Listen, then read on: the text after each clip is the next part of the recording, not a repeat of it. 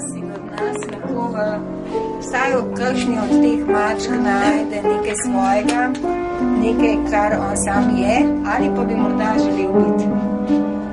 Jaz zelo rada zadaj na kakšno mačko napišem, sicer na teh ni nikjer to napisano, en vers, ki je meni izredno ljub. Napisal ga je v eni svojih pesmi Zoran Predin. Jaz si ga sicer malo priredim po svoje, malenkostno, ampak je pa zelo živ, bi vam ga pa povedala. Mislim, da pa pove veliko tudi o teh mačkah. Gre pa takole. Sem kraljica 3 kraljic. Sem pesem 3 ptic. Zjutraj na zarjo si sanje umivam, kot ščičarne rože, pod srečno zvezdo se skrivam.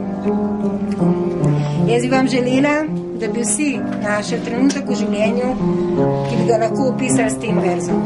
Srčno vam to želim in prijeten večer še naprej.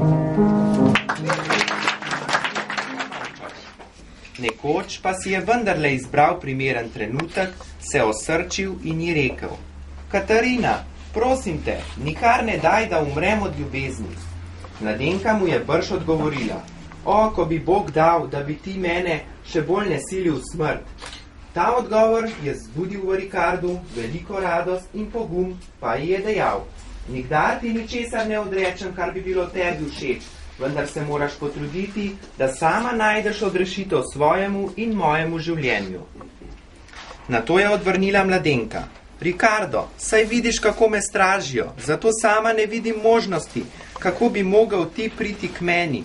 Če pa mi lahko svetuješ kaj takega, kar lahko storim brez sramote, mi le povej in jaz ti rada ugodim. Ricardo, ki je mislil že na ono in to, je precej odgovoril: Sladka moja Katarina, ne vidim nobene druge poti, kakor to, da prideš spat na balkon poleg vrta svojega očeta. Jaz bi se zatrdno potrudil, da bi splezal tja, čeprav je zelo visoko. Vedeti moram samo, da te po noči zares najdem gori. Katarina je odvrnila: Če ti srce pravi, da lahko prideš gor, mislim, da bi že lahko tako ukrenila in da mi bodo dovolili spati na balkonu. Ricardo je rekel, da pride. Po teh besedah sta se le enkrat begotno poljubila in se razšla. Ni res, da na pogorišču ostane le mrtev pepel.